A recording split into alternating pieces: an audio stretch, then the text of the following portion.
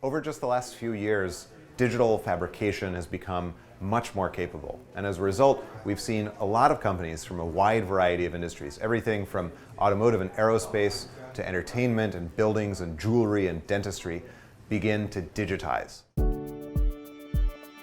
We're able to work with local manufacturers, print stuff that prototypes can go straight to mold, and kind of be more in charge of our own production. So the Roadshow is all about connecting the community. What makes the Roadshow really special is that we're going to local communities, finding the best experts in the field, bringing them in from large companies or local companies, and helping them teach their community members about their best practices.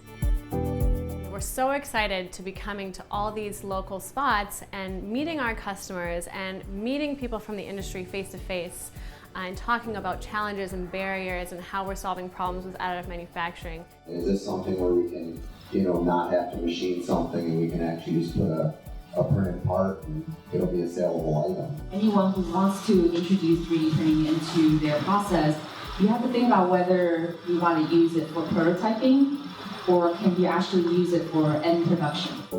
We're dissecting workflows by panel discussions with a few industry experts who use the Form too. Then we're breaking out into small groups. After that, we're just going to hang out and talk and see demos and galleries and get to know each other.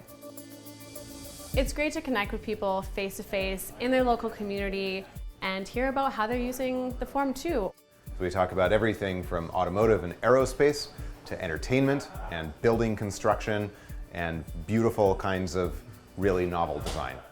This is a very exciting moment in the evolution of how things are made, and it's really fun to get this group of people together to talk about it.